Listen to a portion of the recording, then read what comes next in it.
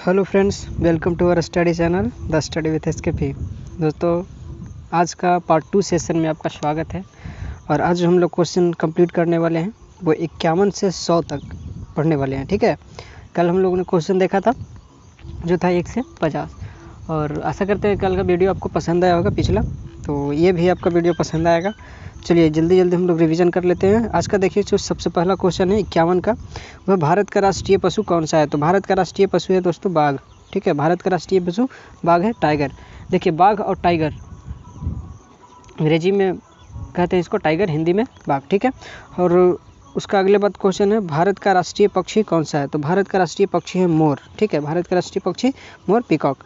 उसके बाद भारत का राष्ट्रीय जलीय जीव कौन सा है। ठीक है, भारत का राष्ट्रीय जलीय जीव है डॉल्फिन, यानी गंगा डॉल्फिन। ठीक है, उसके बाद अगला क्वेश्चन है भारत का राष्ट्रीय फल कौन सा है। तो राष्ट्रीय फल होता है दोस्तों आम। ठीक, भारत का राष्ट्रीय फूल कौन सा है। तो भारत का राष्ट्रीय फूल है कमल। उसके बाद है भारत का राष्ट्रीय पेड़ कौन सा है। तो भारत का राष्ट्रीय पेड़ है बरगद। ठीक है, बरगद का पेड़ है। उसके बाद कहते हैं भारत का राष्ट्रीय खेल कौन सा है। तो हॉकी। देखिए दोस्तों, कोई भी क्वेश्चन को हम लोग अभी उसका विस्तार से नहीं पढ़ पा रहे हैं, चूँकि समय का ध्यान रखते हुए ये जो क्वेश्चन है वो दोनों के लिए है, न्यू जो अभी रिवीजन करेंगे उनके लिए भी और जो पढ़ लिए हैं उनके लिए भी। ठीक है, तो ये रिवीजन के ध्यान में रखते हुए इस वीडियो को मैं बना रहा हूँ और कोशिश करूँगा कि यह वीडियो आपको पसंद आए, इसमें क्वेश्चन जो मैं दे रहा हूँ वह आपको पसंद आए। अगला क्वेश्चन है दोस्तों, भारत के राष्ट्रीय झंडे की लंबाई और चौड़ाई का अनुपात क्या है। ठीक है, लंबा कितना होगा और चौड़ा कितना होगा, इसका अनुपात कितना होता है। तो इसका अनुपात होता है 3:2। ठीक है, 3:2 के अनुपात में झंडा रहना चाहिए। ठीक है, ये जो भारतीय झंडा है उसको 22 जुलाई 1947 को अपनाया गया था। ठीक है, 22 जुलाई 1947 को इसको अपनाया गया था। और इसको जो बनाया था, ठीक है, वो आंध्र प्रदेश के पिंगली वेंकैया ने बनाया था। ठीक है, आंध्र प्रदेश के पिंगली वेंकैया ने भारतीय झंडे को बनाया था। हम इस तरीक़ा से जो है डिस्क्राइब थोड़ा सा क्वेश्चंस को फिर कभी करेंगे दोस्तों, अब जो आगे वीडियो आएगी उनमें। ठीक है, इस 1000 क्वेश्चन को सीरीज में हम इतना डिस्क्राइब नहीं कर सकते हैं। ठीक है, अगला क्वेश्चन देखते हैं दोस्तों, भारत का राष्ट्रगान किसने लिखा है। तो भारत का राष्ट्रगान लिखा है दोस्तों रविंद्रनाथ टैगोर ने। ठीक है, भारत का राष्ट्रगान लिखा है रविंद्रनाथ टैगोर ने। अगला क्वेश्चन है 60 नंबर का, भारत का राष्ट्रीय गीत कौन सा है। तो भारत का राष्ट्रीय गीत है वंदे मातरम। ठीक है, भारत का राष्ट्रीय गीत है वंदे मातरम। फिर अगले क्वेश्चन की तरफ बढ़ते हैं हम लोग। अगला क्वेश्चन कहता है भारत का राष्ट्रगीत किसने लिखा है। ठीक है, तो भारत का राष्ट्रगीत लिखा है दोस्तों बंकिम चंद्र चटर्जी ने। भारत का राष्ट्रगीत बंकिम चंद्र चटर्जी ने लिखा है। ठीक है, महात्मा गांधी को राष्ट्रपिता सबसे पहले किसने कहा था। तो भारत में महात्मा गांधी को राष्ट्रपिता सबसे पहले कहे थे नेताजी सुभाष चंद्र बोस ने। ठीक है, सुभाष चंद्र बोस ने महात्मा गांधी को राष्ट्रपिता कहकर पहली बार संबोधित किया था। ठीक है, हमारा जो पंचांग है वो कौन सा पंचांग है। तो हमारा पंचांग है शक संवत पंचांग। ठीक, हमारा पंचांग सत संवत पंचांग है। उसके बाद राष्ट्रगान को गाने की अवधि कितनी है। तो राष्ट्रगान गाने में 52 सेकंड लगना चाहिए। ठीक है, जो हम लोग जन गण मन गाते हैं उसको 52 सेकंड में कंप्लीट हो जाना चाहिए। ठीक है, उसके बाद अगला क्वेश्चन है 65 नंबर, रेडियो एक्टिविटी की खोज किसने की थी। रेडियो एक्टिविटी की खोज की थी दोस्तों हेनरी बेकरल ने। रेडियो एक्टिविटी की खोज की थी हेनरी बेकरल ने। ठीक है, अगला क्वेश्चन की तरफ हम लोग पढ़ते हैं। फिर कहता है 66 में पेस मेकर का संबंध शरीर के किस अंग से है। तो पेस मेकर का संबंध है हृदय से। ठीक है, पेस मेकर का संबंध किससे है दोस्तों। तो वह हृदय से है। उसके मानव की किस ग्रंथि को मास्टर ग्रंथि कहा जाता है। तो मानव की जो मास्टर ग्रंथि कहते हैं वो पीयूष ग्रंथि को कहते हैं। मानव की पीयूष ग्रंथि को मास्टर ग्रंथि के नाम से जाना जाता है। अगला, कार्बन का सर्वाधिक शुद्ध रूप कौन सा है। तो कार्बन का सर्वाधिक शुद्ध रूप है हीरा।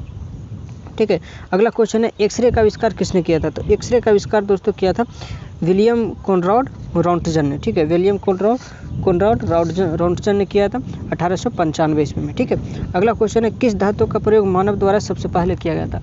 तो मानव द्वारा सबसे पहले जो खोजा गया था वह तांबा खोजा गया था। आपने पढ़ा होगा ताम्र पाषाण काल। ठीक है, जैसे होता है पूरा पाषाण, फिर उसके बाद मध्य पाषाण, उसके बाद नव पाषाण, उसके बाद आता है ताम्र पाषाण।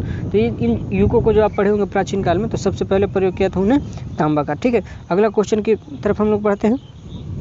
उसके बाद कहते हैं 71 अंतरिक्ष यात्री को ब्रह्मांड से आकाश कैसा दिखाई देता है। तो यह काला दिखाई देता है। ठीक है, आकाश जो होता है काला दिखाई देता है, क्योंकि वहाँ पे जो होता है हवा नहीं है। हवा नहीं होने के कारण, और ये सबसे ज़रूरी चीज़ है कि वहाँ लाइट नहीं है, और जब लाइट नहीं है तो वहाँ प्रकाश का रिफ्लेक्शन हो नहीं पाता है, जिसके कारण वह क्या होता है तो काला दिखाई देता है। ठीक है, अगला क्वेश्चन है दूरबीन का खोज किसने किया था। तो यह खोज किया था गैलीलियो ने। ठीक है, दूरबीन का खोज किया था गैलीलियो ने। उसके बाद क्वेश्चन है 73 में कि दिल्ली स्थित महात्मा गांधी समाधि स्थल का नाम क्या है? तो दिल्ली में जो महात्मा गांधी का समाधि स्थल है उसको कहते हैं राजघाट। ठीक, नाम है उसका राजघाट। भारत में पहली रेल सेवा कहाँ चली गई थी? ठीक है, ये भारत में पहली बार जो रेल है वो कहाँ से कहाँ तक चलाई गई थी? तो ये चलाई गई थी बम्बई से थाने तक। ठीक है, बम्बई से थाने तक चलाई गई थी और वर्तमान में बम्बई को मुंबई कहते हैं। ठीक है, मुंबई के नाम से जाना जाता है। बम्बई पहले गुजरात जो इलाका था, ठीक है, गुजरात और महाराष्ट्र दोनों एक थे, तब वो कहलाता था बम्बई। लेकिन गुजरात अलग हो गया और महाराष्ट्रीय भाषा वाले अलग हो गए, तो अब दो राज्य बन गए। ठीक है, उसके बाद भारत में पहली बार मेट्रो रेल सेवा किस नगर में आरंभ की गई थी? तो पहली बार मेट्रो जो चलाई गई थी वह कलकत्ता में चलाई गई थी। ठीक है, पहली बार मेट्रो कलकत्ता में चलाई गई थी। अगला क्वेश्चन देखते हैं, भारत में रेल का प्रारंभ किस वर्ष हुआ था? तो भारत में रेल का जो प्रारंभ हुआ था पहली बार वह 1853 ईस्वी में हुआ था। ठीक है, भारत में पहली बार रेल का प्रारंभ 1853 ईस्वी में हुआ था। उसके बाद प्रथम भारतीय अंतरिक्ष यात्री कौन थे? तो प्रथम भारतीय अंतरिक्ष यात्री थे राकेश शर्मा। ठीक है, भारत में के प्रथम अंतरिक्ष यात्री थे राकेश शर्मा।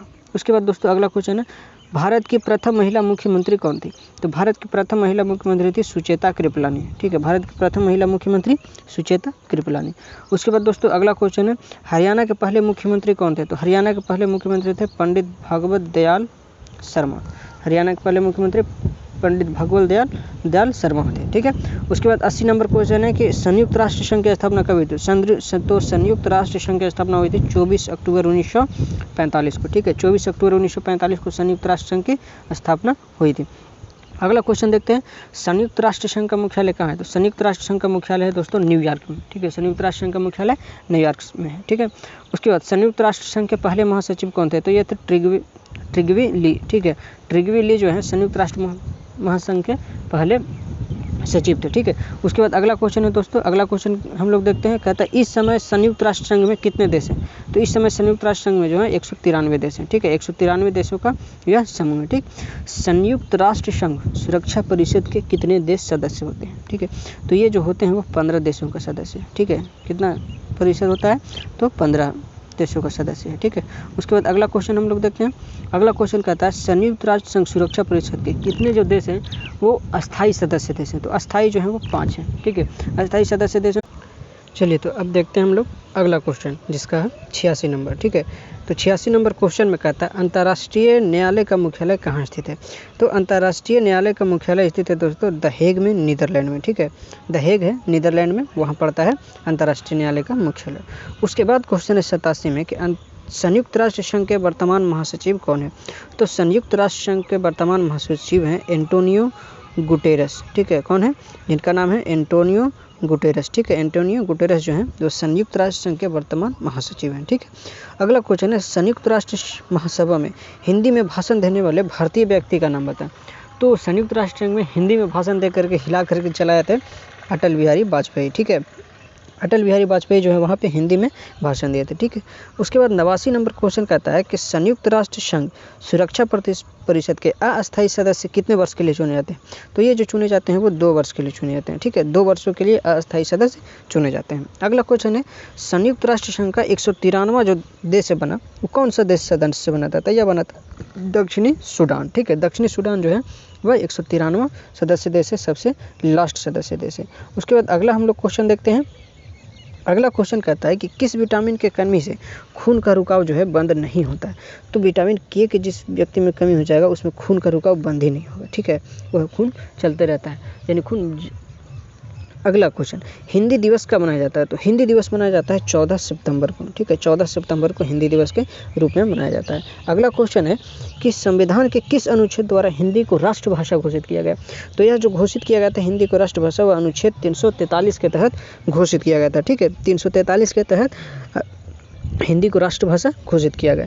अगला क्वेश्चन है ओलंपिक खेलों की एकल स्पर्धा में स्वर्ण पदक जीतने वाले भारतीय व्यक्ति का नाम क्या है? तो ओलंपिक खेलों में जो एकल स्पर्धा में स्वर्ण पदक जीते थे वह जीते थे अभिनव बिंद्रा। ठीक है, अभिनव बिंद्रा ने स्वर्ण पदक जीता। उसके बाद ओलंपिक खेलों का आयोजन कितने वर्षों बाद होता है? तो ओलंपिक खेलों का आयोजन जो होता है 4 सालों के बाद होता है। ओलंपिक खेलों का आयोजन 4 सालों के बाद होता है। अगला क्वेश्चन है कि 2016 में जो ओलंपिक खेल हुआ था वह कहाँ हुआ था? तो 2016 में जो ओलंपिक खेल हुआ था वह हुआ था रियो डी जेनेरो में। ठीक है, रियो डी जेनेरो में ओलंपिक खेल हुआ था 2016 में। अगला क्वेश्चन है 1997 में कि अंतर्राष्ट्रीय मानव अधिकार दिवस कब मनाए जाते हैं? तो अंतर्राष्ट्रीय मानव अधिकार दिवस मनाए जाते हैं 10 दिसंबर को। ठीक है, 10 दिसंबर को अंतर्राष्ट्रीय मानव अधिकार दिवस मनाया जाता है। ठीक है, इंटरनेशनल ह्यूमन राइट्स। अगला है, हरियाणा की कौन सी नस्ल की भैंस जो है वो शुभ प्रसिद्ध है? तो हरियाणा की जो नस्ल की भैंस है वो मुर्राह जो है वो पसंद है। ठीक है, ये विश्व प्रसिद्ध भैंस है, हरियाणा में पाई जाती है। उसके बाद प्रसिद्ध शीतला माता मंदिर कहाँ है? तो गुड़गांव में है, हरियाणा में। ठीक है, प्रसिद्ध शीतला माता मंदिर हरियाणा में है, गुड़गांव में। ठीक है, उसके बाद विशाल हरियाणा पार्टी किसने बनाई थी? तो विशाल हरियाणा पार्टी जो बनाई थी राव वीरेंद्र सिंह ने बनाई थी 1967 ईस्वी में। यानी 1967 ईस्वी में राव वीरेंद्र सिंह ने हरियाणा विशाल पार्टी बनाई थी। तो ये थे क्वेश्चन दोस्तों आज का 50 क्वेश्चन, और अब 100 क्वेश्चन हो गए हैं। और फिर मिलेंगे आपको ऐसे ही 50 क्वेश्चन के साथ अगले दिन। ठीक है, तो हम आशा करते हैं कि यह वीडियो आपको पसंद आई होगी, और कोशिश कर रहे हैं कि आपको यह वीडियो पसंद आए। ठीक है।